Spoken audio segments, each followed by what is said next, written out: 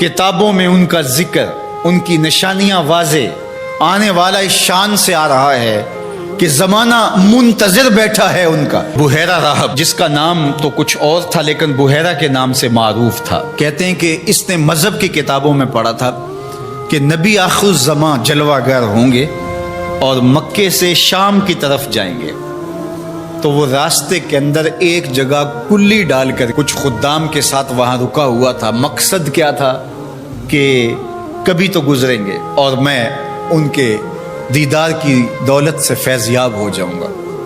मज़हब की किताबों में सारी निशानियाँ उसने पढ़ रखी थी। वजीफ़ा क्या करता है यहाँ बैठ के, सुबह होते ही मकान की छत पे चढ़ जाता है, अपनी उस कुटिया के ऊपर चढ़ करके हिजाज की तरफ आने वाले काफिलों की राहें तकता है। काफिले गुजर जाते हैं, शाम को फिर नीचे आ जाता है, अगले दिन सवेरे फिर यही अमल शुरू हो जाता है। शब हिजर की सख्तियाँ कोई उससे जाके पूछे, तेरी राह तकते तकते जिसे सुबह हो गई, मुद्दतें बीत गई, माहो साल गुजर गए। एक दिन वो अपने मकान की छत पे चढ़ा ही था तो एक काफिला दिखाई दिया। इसने क्या मंजर देखा कि दाएं बाएं के दरख्त सजदा कुना है। समझ गया मेरा मकसूद आ गया है, जिसके लिए इंतजार की घातें थी, जिसके लिए मुंतज़िर रहा शबो रोज, जिसके लिए रास्ते में कुल्ली डाल के बैठा हुआ था, वो मकसूद, वो गोहरे मुराद आज नसीब होने वाला है। तो जल्दी से नीचे उतरता है और अपने मसाहिबों से कहता है, जल्दी जल्दी इस काफिले वालों का खाना तैयार कर दो। कहा कि पहले भी काफिले गुजरते हैं, यहाँ रुकते भी हैं, आपने किसी को पूछा भी नहीं। कहा बस आज किसी की तोफैल इनको खाना दिया जा रहा। ये काफिला जब करीब पहुंचा और इन्होंने पड़ाव किया, उसकी कुटिया के करीब बहुत बड़ा एक दरख्त था, वहाँ रुक गए। तो इसने मैसेज भेजा कि आज दोपहर का खाना तुम्हारा मेरे साथ होगा, आज तुम मेरे मेहमान हो। ये बहुत खुश हुए कि हम पहले भी गुजरते थे, यहाँ रुकते भी थे, इसने कभी पूछा भी नहीं था।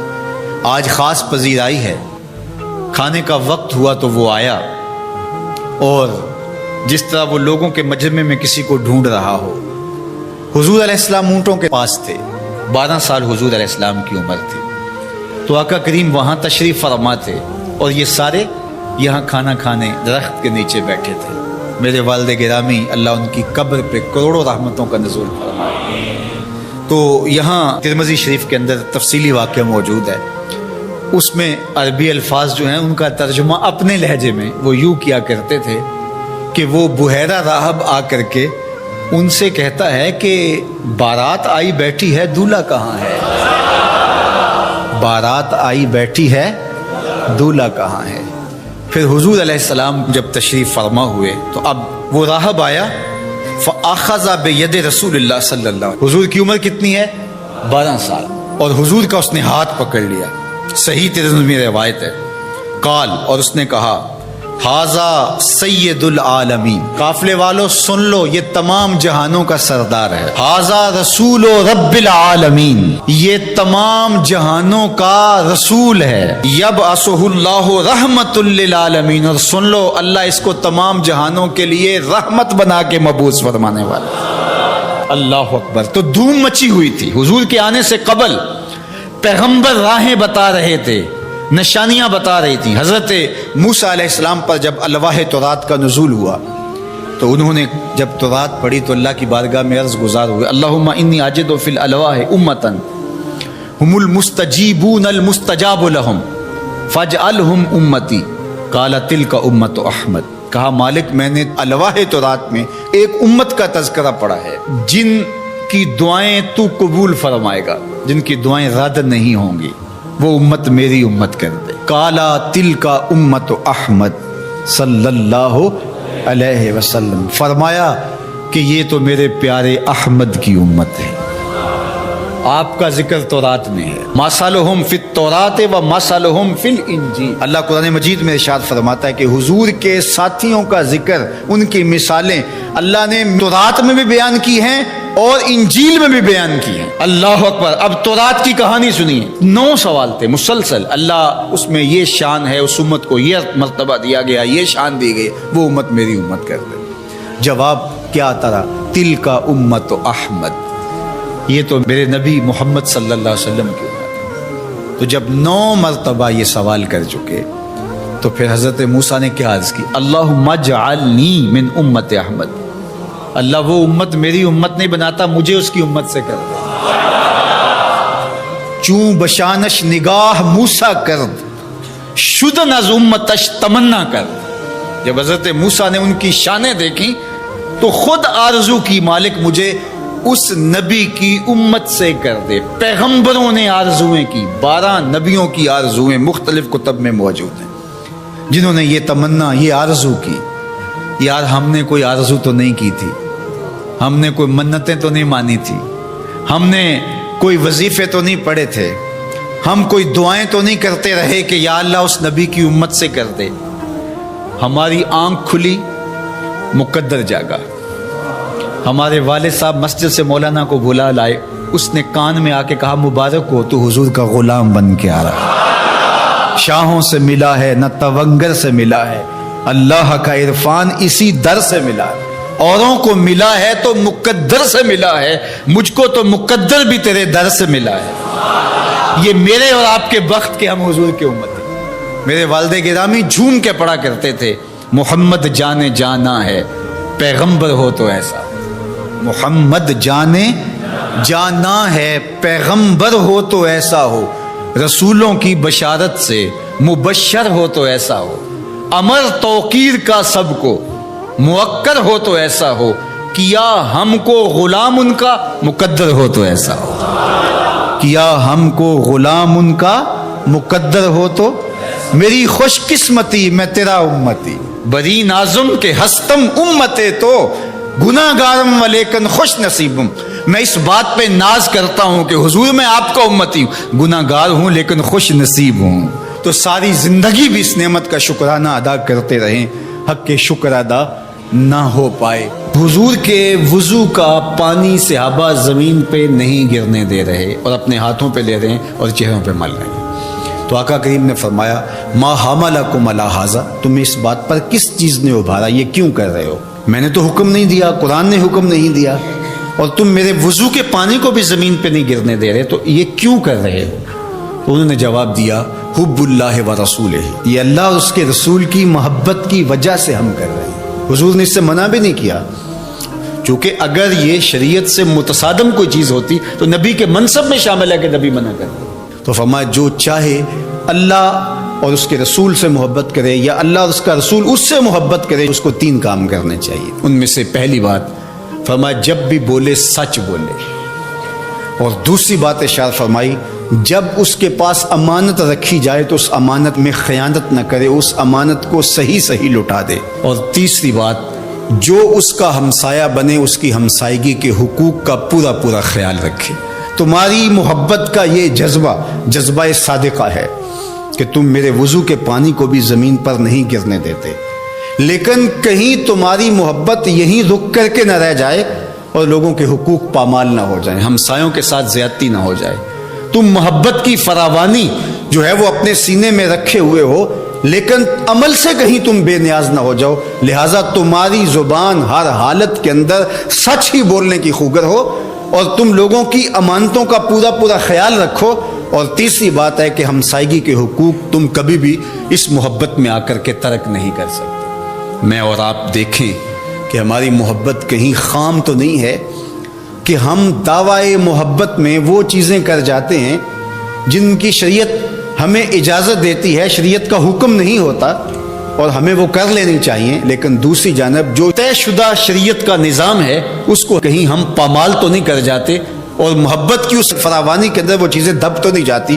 حضور علیہ السلام کا یہ فرمان ہمیں پورا پیکج دیتا ہے، تصویر مکمل سامنے آنی چاہیے، مکمل نکھری ہوئی تصویر جس کے سارے خد و خال واضح ہوں۔ تو ہم ضرور اپنا جائزہ لیں اس حدیث کی روشنی میں جو میرے اور آپ کے آقا و مولا نے 3 چیزیں خاص طور پہ ارشاد فرمائیں کہ جب بھی بولیں سچ بولیں، تمہاری زبان جھوٹ سے آشنا نہیں ہونی چاہیے۔ یہ محبت رسول کا تقاضا ہے جو خود اللہ کے رسول نے ہمارے سامنے رکھا، اور ہمارے پاس جو امانت رکھی گئی ہو، امانت کی جو بھی صورت ہو، اس امانت میں ہم خیانت کبھی نہیں کریں گے۔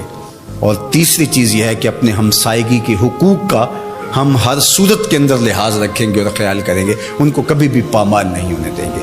یہ 3 چیزیں اگر ہم اپنی روح کے اندر سمو لیتے ہیں اور یہ ایسا نقشہ سامنے آتا ہے ہماری محبت کا، تو یہ محبت ماحول کے اندر خوبصورتی کی ضمانت بنتی ہے۔ ورنہ میرا رویہ چاہے وہ دین کے نام یا کسی اور نام سے ہو، اگر لوگوں کے لیے دین سے دوری کا سبب بن جائے تو مجھے سوچنا چاہیے کہ میں کھڑا کہاں ہوں اور میرا مزاج کس سمت جا رہا ہے، اور میں اپنے آپ کا جائزہ لوں۔ میرے استاد فرمایا کرتے تھے کہ یہ نہ ہو کہ لوگ تمہیں پوچھے تم کون ہوتے ہو اور تمہیں بتانا پڑے یہ دیکھو مذہب کے خانے میں اسلام لکھا ہے۔ آپ فرمایا کرتے تھے صاحب نہ پوچھنا پڑے نہ تمہیں بتانا پڑے، تم دور سے آ رہے ہو، تمہاری وضاقتات، طرز زندگی، انداز معاشرت، تمہارا حلیہ، تمہاری زندگی کے اسلوب دیکھ کے لوگ دور سے کہیں وہ دیکھو آقا کا غلام آ رہا ہے۔ اور اس پہ میں ایک اور بات کا اضافہ کرتا ہوں، اور وہ یہ کہ تم دور سے نظر آ رہے ہو تو لوگ کہیں وہ حضور کا غلام آ رہا ہے، لیکن تم قریب آ جاؤ تو پھر بھی لگے کہ تم حضور کے غلام ہو۔ یہ نہیں ہے کہ لوگ تمہارے نیڑے ہوں تو پھر پتہ چلے دور دور تو غلام رسول لگتا تھا، قریب آیا تو کچھ اور نکلا۔ رشتہ داری کر کے، کاروبار کر کے دیکھا، معاملہ کر کے دیکھا تو اب پتہ چلا کہ اس کی داڑھی کا سائز تو ٹھیک تھا، اس کی پگڑی کا رنگ تو اچھا تھا، اس کا جبہ تو بڑا خوبصورت تھا، لیکن جب اس سے معاملت کر کے دیکھی تو یہ تو کچھ اور نکلا۔ اس کے لہجے میں یوں تو برف تھی، لیکن اس کے لہجے میں یوں تو برف تھی، لیکن جو چھو کے دیکھا تو ہاتھ جل گیا۔ تو یہ نہیں ہے کہ تم دور سے بھلے بھلے اچھے تسبیح بھی ٹھیک ہے، مصلی بھی ٹھیک ہے، سب کچھ ٹھیک ہے، بڑی لمبی نمازیں پڑھتے ہو۔ انسان صوم و صلات کی وجہ سے نہیں پہچانا جاتا، انسان اپنے رویے اور عمل کی وجہ اور کردار کی وجہ سے پہچانا جاتا ہے۔ تو اس لیے ہم دور سے اچھے بھلے بھلے دکھائی دیں، لیکن جب کوئی ہم سے کاروبار کر کے دیکھ لے، ہماری ہمسائیگی میں مکان بنا کے ہمارا ہمسایہ بن کے دیکھے، اور جو ہے وہ ہم سے رشتہ داری کر کے دیکھے، بیٹی اور بیٹے کی شادی کر کے دیکھ لے، تو پھر پتہ چلے کہ یہ باقی تو سب کچھ ظاہر سے ٹھیک تھا، لیکن اندر تو بہت کڑوا نکلا، اندر تو بہت کسیلا نکلا۔ نہیں، کوئی دور سے ہمیں دیکھے پھر بھی ہم بھلے دکھائی دیں، اور قریب آ کے دیکھے تو اور سحر میں کھو جائے کہ حضور کے غلام واقعہ ہی ایسے ہوا کرتے ہیں۔ ایک انصاری خاتون حضور کی خدمت میں حاضر ہوئی اور اس نے کہا حضور میرے بیٹے پر نزع کا عالم طاری ہونے کو ہے اور اس کی عجیب حالت ہے، تو آپ اگر تشریف لائیں تو آپ کی مہربانی ہو۔ تو حضور اس کے گھر تشریف لے گئے۔ جب حضرت اسرائیل کسی کی روح قبض کرتے ہیں تو پاؤں کی جانب سے روح قبض کرتے ہیں، تو آقا کریم علیہ السلام سرہانے کی جانب جا کے کھڑے ہو گئے۔ تو حضرت اسرائیل جب روح قبض کرنے لگے تو آقا کریم کیا کہتے ہیں؟ ارفق یا اسرائیل بصاحبی ھذا، اسرائیل یہ میرا ہے، اس کے ساتھ نرمی کرنا۔ میرے والد گرامی جب یہ حدیث بیان کرتے تھے تو ان کی آنکھوں سے آنسو تھمتے نہیں تھے۔ حضرت اسرائیل نے جواب دیا کر عینا کا، حضور آپ کی آنکھیں ٹھنڈی ہو جائیں، صرف آپ کے اس امتی کے ساتھ ہی میرا یہ سلوک نہیں ہوگا، جو بھی آپ کا امتی ہوگا اس کی روح میں نرمی سے ہی قبض کیا کروں گا۔ اللہ اکبر۔ تو حضور علیہ السلام کی یہ شفقت اس امت پر، عزیز علیہ ما انتم، تمہارا مشقت میں پڑھنا اس نبی پر گراں گزرتا ہے۔ تو اس لیے ہمیں یہ اعزاز ہے کہ ہم حضور کی امتی ہیں، اور ہمارے سارے دکھوں کا مداوع، ہمارے سارے دردوں کا علاج حضور کی ذات گرامی ہے۔ اس لیے ہم اس پر ناز بھی کرتے ہیں اور اس پر شکرانے کے رنگ بھی اختیار کرتے ہیں۔ اور دوسری بات میں آپ سے یہ عرض کرنا چاہتا ہوں کہ یہ ہماری عقیدتوں کا اظہار ہے، یہ ہماری محبتوں کے بکھرتے ہوئے رنگ ہیں، اور ہماری محبت اس کی متقاضی ہے کہ ہم ان کے نام کے جھنڈے لہرائیں، ان کے نام کے پھریرے لہرائیں، ان کے ذکر میں جلوس بھی نکالیں، محافل کا انعقاد بھی کریں، اپنے گھروں پہ چراغاں بھی کریں، عقیدتوں اور محبتوں میں مٹھائیاں بھی بانٹیں۔ لیکن یہ اظہار محبت کا ایک سلیقہ ہے، شکرانے کا ایک طریقہ ہے، اور اس کو ہمیں ادا کرنا چاہیے۔ کسی بھی خوشی اور مسرت کے ملنے پر دنیا کا دستور ہے کہ وہ اظہار محبت کے مروجہ اسلوب کو اختیار کرتے ہیں، لیکن ہماری محبت یہیں ٹھہر نہیں جانی چاہیے۔ جس آقا نے ہمارے لیے غار سجدہ کے نوکیلے پتھروں پر پیشانیاں رکھ کے دعائیں مانگی ہیں، جو آقا کریم ہماری درد اور کسک کو محسوس کرتے ہیں، اور ہمارا بے چین ہو جانا حضور کے لیے بے تابی کا باعث بنتا ہے، کیا اس آقا کے لیے ہم صرف ایک دن کا میلاد کر کے یا ایک مہینے کی محافل کا انعقاد کر کے پھر اپنے گھر میں بیٹھ جائیں گے، اپنی خواہش کی زندگی گزاریں گے، یا اس آقا و مولا کا ہمارے اوپر حق ہے کہ ہم اپنی ساری زندگی اس آقا کے نام لگا دیں گے؟ تو آپ کا چراغاں صرف بنیروں پہ نہ رہے، کوئی دیا لے کے دل کی تاریک گلیوں میں بھی آئیں اور یہاں بھی چراغ روشن کریں۔ آپ نے جھنڈیاں لگائیں، گھروں کو سجایا اور جو ہے وہ گلیاں صاف کر دیں کہ حضور کے میلاد کا یوم سعید ہے، تو بازار بھی سج گئے، گلیاں بھی سج گئیں۔ تو کہیں ایسا نہ ہو حسد، بغض، کینے اور نفرت کے کوڑے کباڑ کے ڈھیر ہمارے دلوں میں پڑے رہیں۔ کوئی جھاڑو لے کے دل نگر میں بھی آئیں اور دل نگر کی بھی صفائی کریں، اندر بھی صاف ہو، تمہارا ظاہر بھی صاف ہو، تمہاری گلیاں بھی صاف ہوں، دل کی گلیاں بھی شفاف ہوں، تمہارے بنیروں پر بھی چراغاں ہو، دل کی گلیوں کے اندر بھی حضور کی محبت کا چراغاں ہو، تو ظاہر بھی ستھرا اور باطن بھی ستھرا، پھر حضور کے نام پر اپنی پوری زندگی گزار دینے کا عزم کیجئے۔ آج کا دن تجدید عہد کا دن ہے، ہم اپنے آقا و مولا سے آج عہد کریں، حضور ہم آپ کے لیے اپنی پوری زندگی وقف کرنے کا عہد کرتے ہیں، ہم جئیں گے تو آپ کے لیے، ہم مریں گے تو آپ کے لیے، ہماری ایک ایک سانس آپ کی یاد میں، آپ کی محبت میں، آپ کے لائے ہوئے نظام کے غلبے کے لیے بسر ہوگی۔ تو اگر ہم یہ عزم کرتے ہیں تو کس قدر حضور کی خوشنودی کا باعث ہوگا۔ تو اپنے میلاد کو ایک دن پر محدود نہ کیجیے، چند لمحوں اور چند ساعتوں پر جز وقتی محبت سے اپنے آپ کو مطمئن نہ کر لیجئے، بلکہ حضور علیہ السلام سے کل وقتی محبت کیجیے۔ ہمارے آقا و مولا نے ہم سے جز وقتی محبت نہیں کی کہ حضور نے کچھ لمحوں کے لیے ہمیں تعلیم ارشاد فرما دی اور ہمارے لیے کچھ لمحوں کے لیے احساس کر لیا، پھر اس کے بعد ہمیں یوں ہی چھوڑ دیا، ایسا نہیں۔ حضور ہمیں نہ زندگی میں چھوڑا، حضور نہ نزا کے وقت چھوڑتے ہیں، نہ حضور ہمیں قبر میں چھوڑتے ہیں، نہ حشر میں چھوڑنے والے ہیں۔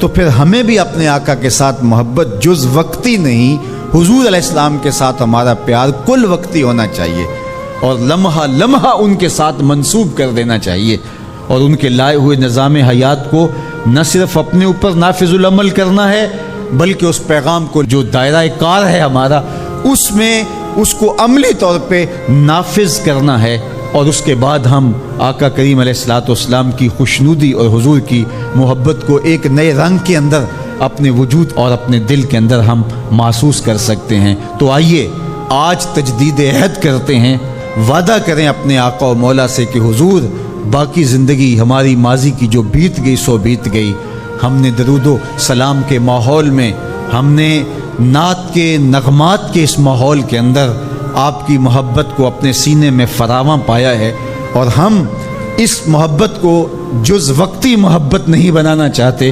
بلکہ کل وقتی محبت کی صورت کے اندر ہم اس محبت کو ڈھالنا چاہتے ہیں۔ تو ہم عہد کرتے ہیں کہ ہم اپنی ساری زندگی آپ کے نام لگاتے ہیں، ہم جئیں گے تو حضور آپ کے لیے، ہم مریں گے تو حضور آپ کے لیے، ہماری ایک ایک سانس آپ کے نام ہوگی، ہماری زندگی کی ایک ایک ساتھ آپ کے لیے وقف ہوگی، ہم آپ کے دین کے لیے ہر وقت کوشاں ہوں گے، آنے والی نسلوں کو آپ کا پیار سکھائیں گے، آپ کی محبت سکھائیں گے۔ آپ جانتے ہیں کہ 1912 کے اندر طرابلس میں ایک جنگ ہوئی تھی اور اس میں بہت سارے مسلمان شہید ہوئے تھے، مسلمانوں نے اپنی بقا کی یہ جنگ لڑی تھی۔ تو اب اقبال اس کا حوالہ دے کے حضور کی بارگاہ میں ایک اللہ اکبر، گراں جو مجھ پر ہنگامہ زمانہ ہوا، گراں مجھ پر جو ہنگامہ زمانہ ہوا، جہاں سے باندھ کے رخت سفر روانہ ہوا۔ یہ تصور کی کائنات ہے۔ فرشتے بزم رسالت میں لے گئے مجھ کو،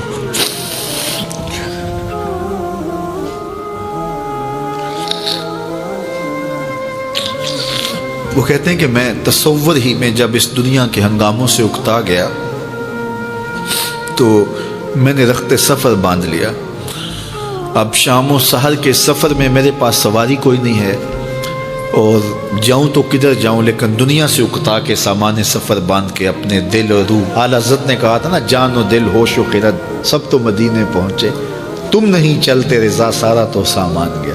تو اقبال نے بھی سارا سامان باندھ لیا، تو پھر سواری کیا آئی؟ فرشتے بزم رسالت میں لے گئے مجھ کو۔ یہ تصور کی دنیا ہے اور اقبال کا ایک اپنا جہان تھا۔ حضور آیا یہ رحمت میں لے گئے مجھ کو، کہا حضور نے اے اندلیب باغ حجاز،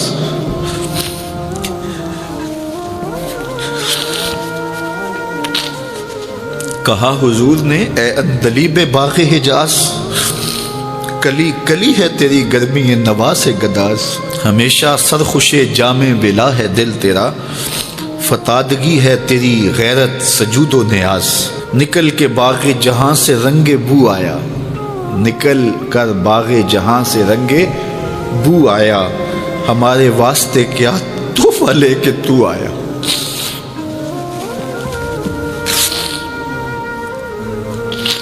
کہتے ہیں کہ حضور نے مجھے کہا کہ باغ حجاز کے بلبل تیری نوا سے کلی کلی پگھل رہی ہے، تو ایسے باغ سے نکل آیا جس طرح پھول سے خوشبو نکل کے آتی ہے، تو بتا میرے لیے تو تحفہ کیا لے کر آیا۔ اب اقبال کا جواب سنیے۔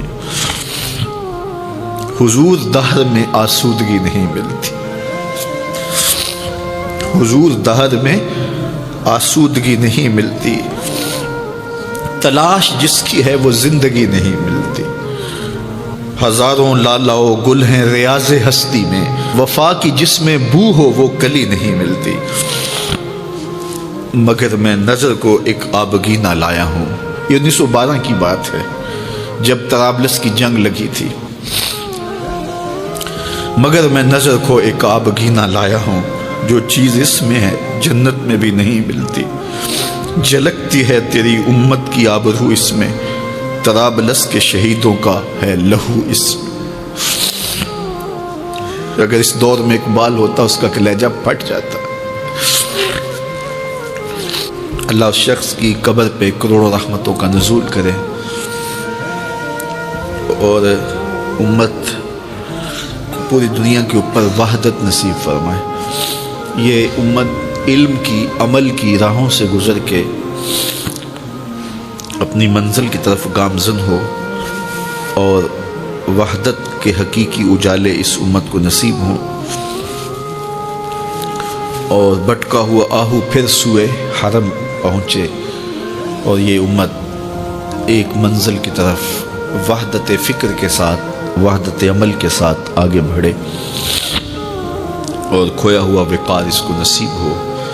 اقبال کے انہی لفظوں کے ساتھ میں اپنی گفتگو کو اختتام کی طرف لے جاتا ہوں۔ بھٹکے ہوئے آہو کو پھر سوئے حرم لے چل، اس شہر کے خوگر کو پھر وسعت صحرا دے، میں بلبل نالا ہوں اس اجڑے گلستاں کا، تاثیر کا سائل ہوں محتاج کو داتا دے۔ فکر اقبال کی روشنی میں اللہ ہمیں آگے بڑھنے کی توفیق دے۔ کچھ زنانہ ٹائپ لوگ ہوتے ہیں نا، خواتین کے پاس جا کے بیٹھ جاتے ہیں۔ اس طرح کچھ خواتین ہوتی ہیں جو روزانہ 2 گھنٹے کے لیے گھر سے نکلتی ہیں، کبھی اس خاتون کے پاس بیٹھیں کبھی اس خاتون کے پاس بیٹھیں، اور لگائی بجھائی کا عمل کیا اور واپس کئی گھر اجاڑ کے آ گئیں۔ بیوی سے کہا کہ تیرا شوہر تو تیرے ساتھ بہت زیادتیاں کرتا ہے، اس کے اندر تو یہ خرابی ہے، اس کے اندر تو یہ خرابی ہے، اس کے اندر تو یہ خرابی ہے۔ تو اس طرح میاں اور بیوی کے درمیان نزاع کھڑا ہو گیا۔ اگر ان کی زندگی گزرے بھی تو تلخ گزرے گی، نہیں تو طلاق پر نتیجہ پہنچے گا، اور طلاق جب ہوتی ہے اللہ کا عرش بھی کانپ اٹھتا ہے۔ یہ کوئی چھوٹی بات نہیں ہے۔ شیطان پانی کے اوپر تخت بچھا کے بیٹھ جاتا ہے اور اپنے چیلوں چانٹوں کو بھیجتا ہے کہ جاؤ ابن آدم میں بدکاریاں پھیلاؤ۔ کوئی کہتا ہے میں چوری کروا کے آیا ہوں، کہتا واہ واہ بڑا اچھا کام کیا تم نے۔ کوئی کہتا ہے میں ڈاکہ زنی کی ترغیب دی فلاں شخص کو اور اس نے ڈاکہ کیا، وہ راہزنی کے کام پہ لگ گیا، کہتا تم نے بہت اچھا کام کیا۔ ایک کہتا ہے کہ میں یہ کیا، میں نے یہ کیا، وہ سب کو داد و تحسین سے نوازتا ہے۔ لیکن ایک شخص آتا ہے کہتا ہے کہ میں میاں بیوی کے درمیان اختلاف کھڑے کیے اور آج طلاق واقع ہو گئی، تو شیطان اٹھ کے کھڑا ہو جاتا ہے اور باہوں میں سمیٹ لیتا ہے، کہتا ہے کام تو نے کیا ہے۔ تو میرے اور آپ کے آقا و مولا حضور ختمی المرتبت صلی اللہ علیہ وآلہ وسلم نے ارشاد فرمایا، لیس منا من خبب امرأة علی زوجہا ولیس منا من خبب عبدا علی سیدہ۔ جس نے بیوی کو شوہر کے خلاف ابھارا یا غلام کو آقا کے خلاف کیا، فرمایا ہمارے ساتھ اس کا کوئی تعلق نہیں ہے۔ بیوی کو جا کے شوہر سے بدزن کرنے کی کوشش کی. فرمایا ہمارے ساتھ اس کا کوئی تعلق نہیں ہے. میرا دین چغل خوری کا دین نہیں ہے، میرا دین محبت پھیلانے کا دین ہے. اسی طرح غلام کو آقا کے خلاف کرے، ملازم کو اس کے باس کے خلاف کر دے. کئی لوگوں کا عجیب رنگ ڈھنگ ہوتا ہے کہ وہ جا کے بدکاریاں ہی کریں گے اور ملازم کو اس کے باس کے خلاف کر دیں گے. نتیجہ کیا ہوگا کہ وہ یا تو پھر خائن بن جائے گا یا پھر بدزنی اس حد تک بڑھے گی کہ وہ اس ملازمت سے نکال دیا جائے گا. اور یہ اس کو ملازمت متبادل دینے والا نہیں ہے. وہ ایک گھر کے باہر ایک چوکیدار کام کرتا تھا تو ساتھ والا ہمسایہ گزرتے گزرتے رک جاتا اور کہتا کہ تجھے یہ کتنی تنخواہ دیتے ہیں؟ تو وہ کہتا 25,000 روپیہ. کہتا پتہ نہیں آپ کا کیسے گزارا ہوتا ہے. بس یہ کہہ کے چلا گیا. اور یہ جہاں سے تنخواہ لیتا ہے اس کو دشمن سمجھنے لگا اور سامنے والے کو اپنا ہمدرد سمجھنے لگا اور زندگی میں تلخی بھرنا شروع ہو گئی. اب اس نے جملہ صرف اتنا ہی کہا، وہ بڑی مشکل، پھر آپ کا تو کیسے گزارا ہوتا ہوگا؟ یہ تو ماشاءاللہ ان کے تو پاس بڑی جائیداد ہے، بڑے پیسے ہیں، یہ آپ کو اتنی تنخواہ دیتے ہیں تو مجھے آپ دے دیجئے، آپ اس کو رکھ لیجئے، 50,000 روپے آپ لے لیجئے. لیکن وہ اپنے چوکیدار کو 20,000 دے رہا ہے. اس کو جا کے پوچھو تو وہ 20,000 روپیہ دے رہا ہے، لیکن اس کے کان میں گزرتے گزرتے کہہ دیا.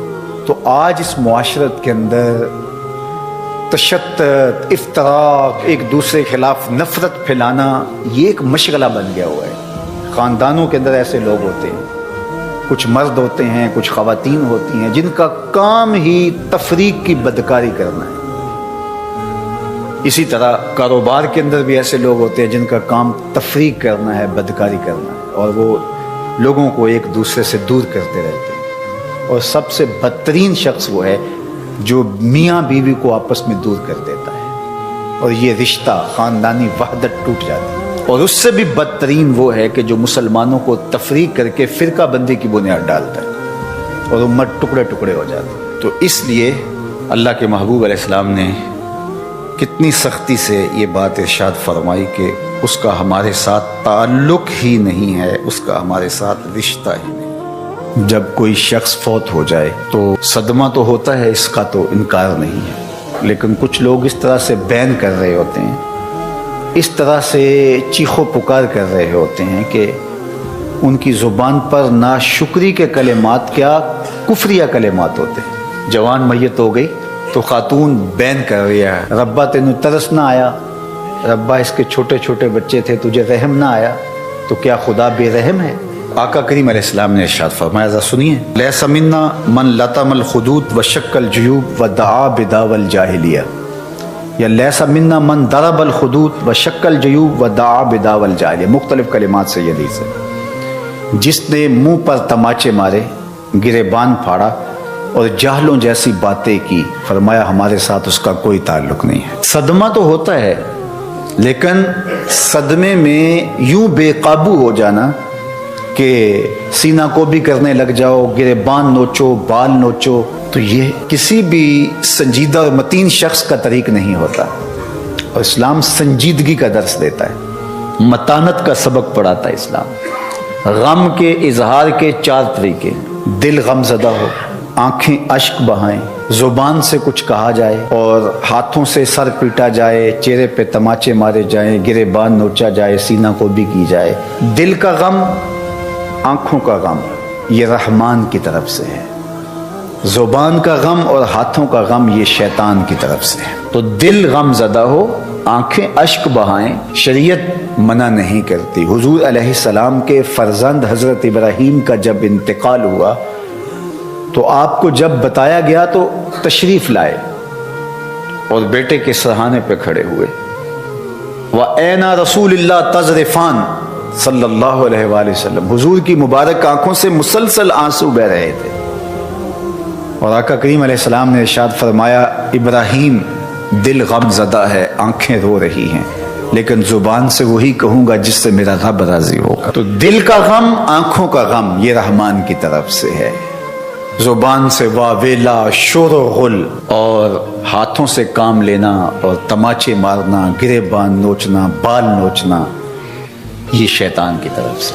حضرت ابو موسیٰ رضی اللہ تعالی عنہ جب بیمار ہوئے تو آخری لمحات تھے ان کے، تو ان کی زوجہ محترمہ ان کو سنبھالے ہوئے تھی، حتیٰ کہ حضرت ابو موسیٰ کا سر ان کی بیوی کی آغوش میں تھا، گود میں تھا۔ تو جب شوہر ہاتھوں سے نکلتا جا رہا تھا اور نبض کمزور پڑنے لگی تو حضرت ابو موسیٰ کی بیوی نے چیخ ماری۔ تو حضرت ابو موسیٰ نے اس حالت میں ہی اپنی بیوی کی طرف غور سے دیکھا اور کہا تو نے وہ سنا نہیں جو میرے حضور نے فرمایا تھا؟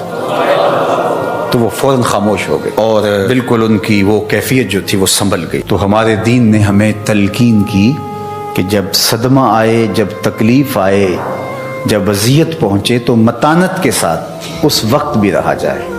دل غم زدہ ہو اس پہ اختیار نہیں ہے، آنکھیں اشک بہائیں اس پہ اختیار نہیں ہے، لیکن زبان واویلا کرے اور کلمات کفریہ اور ناشکری کے کلمات زبان سے سرزد ہوں، اپنے بال نوچیں، سر کے بال کٹوا دیں، جس طرح کہ زمانہ جاہلیت میں کیا جاتا تھا، گریبان پھاڑ دیا جائے اور تماچے مارے جائیں، سینہ کوٹا جائے، تو یہ ہمارا دین ہمیں اس سے منع کرتا ہے، اس سے روکتا ہے، اور ایسا کرنے والوں کے لیے اتنی سخت وعید فرمائی کہ وہ ہمارے سے ہے ہی نہیں، اس کا ہمارے سے تعلق ہی نہیں ہے۔ ظفر اسے آدمی نہ جانیے چاہے جتنا بھی ہو صاحب فہم و ذکا، جسے عیش میں یاد خدا نہ رہی، جسے تیش میں خوف خدا نہ رہا۔ خوشی کا موقع ہو تو پھول نہ جائے کہ شریعت کا اس وقت بھی پاس نہ رہے، بیٹے کی شادی ہے، عقیقہ ہے، ولیمہ ہے، کوئی عہدہ منصب مل گیا ہے، الیکشن جیت گیا ہے، تو شریعت کا پاس ہی نہیں ہے جو کچھ ہو رہا ہے۔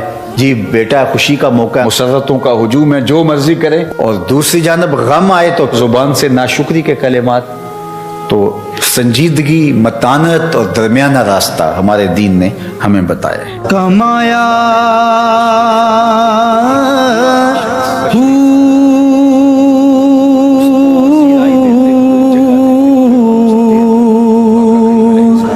نام بھج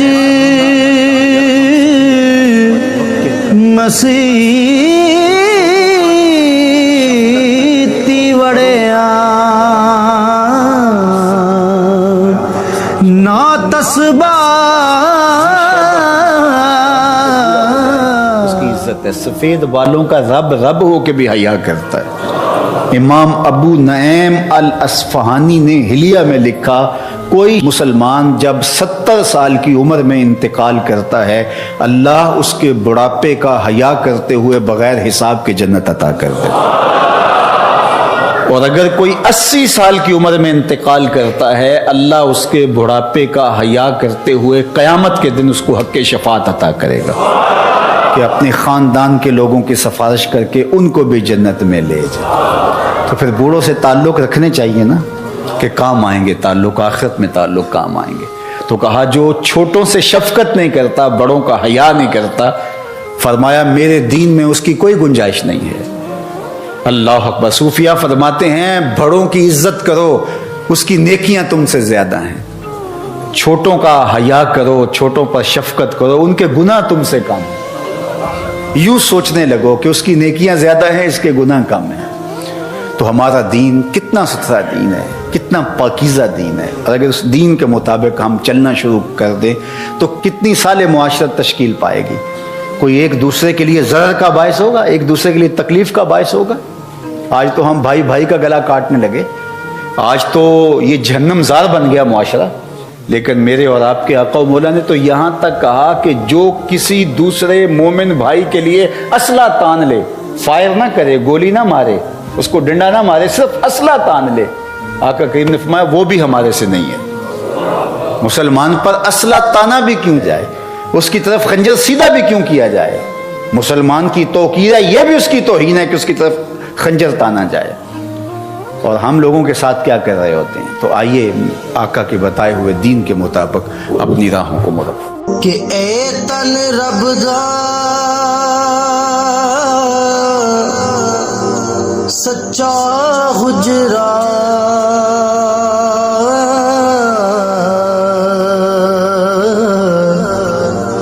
تے کھڑے